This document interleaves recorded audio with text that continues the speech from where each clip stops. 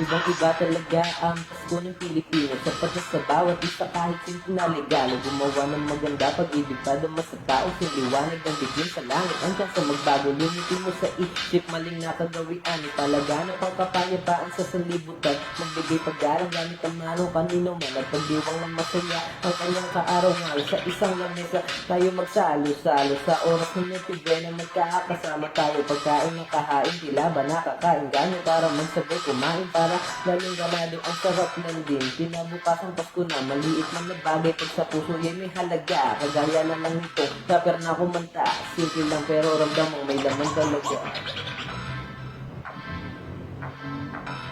Yeah, yeah.